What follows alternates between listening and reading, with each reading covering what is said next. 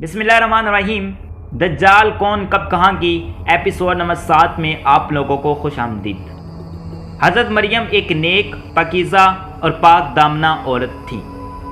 एक दफ़ा आपके पास एक फ़रिश्ता इंसानी शक्ल में आया और आके कहा कि अल्लाह ताला आपको औलाद से नवाजना चाहता है। हज़रत मरियम ने कहा कि मुझे आज तक किसी गैर मर्द ने छुआ तक नहीं, तो मुझसे औलाद कैसे पैदा होगी। तो उस फरिश्ते ने कहा कि औलाद देना मेरे रब का काम है, वो बगैर मर्द के भी औलाद दे सकता है। उस फरिश्ते के जाने के बाद चंद दिनों में आप हामिला होगी। एक दिन आप बस्ती से बाहर निकली, खाना काबा की तरफ चली गई। जब आपको अजियत हुई तो आप एक खजूर के दरख्त के नीचे आ गई। तो अल्लाह ताला ने आपको फरमाया, मरियम खौफ मत खाओ, तुम्हारे कदमों के नीचे हमने एक चश्मा और इस खजूर के दरख्त का हुक्म दे रखा है कि ये तुम्हें ताज़ा खजूरें देता रहेगा। वहाँ पे हज़रत ईसा अलैहिस्सलाम पैदा होते हैं और फिर आप हज़रत ईसा अलैहिस्सलाम को उठा के बस्ती में लेके आती हैं, तो लोग तुम एक बद किरदार औरत हो। कि हज़रत मरियम वो औरत गुजरी हैं जिनके नाखून को भी कोई गैर मर्द ना देख सका।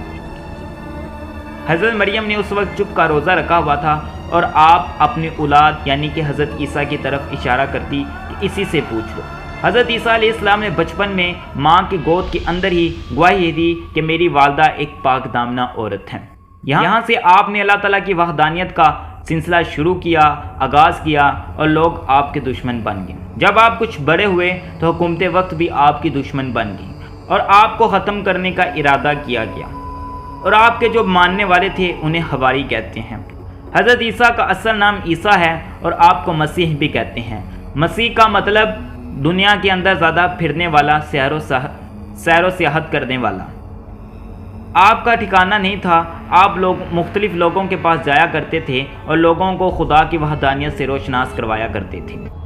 और ये भी फरमाया कि कुर्बे क़यामत जब हज़रत ईसा आएंगे, पूरी दुनिया वो फिरेंगे और पूरी दुनिया के अंदर जिहाद करेंगे और दज्जाल और यहूदियत का खात्मा करेंगे, जिसकी वजह से भी आपको मसीह कहा जाता है।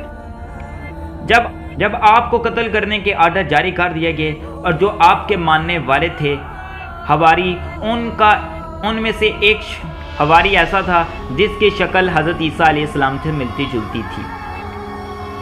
और जब हज़रत ईसा अलैहिस्सलाम को मारने के लिए वो लश्कर आया तो अल्लाह ताला ने ईसा अलैहिस्सलाम को उनके जिस्म के साथ आसमानों के ऊपर उठा लिया और उन्होंने गलत फहमी में दूसरे शख्स को सूली के ऊपर लटका दिया।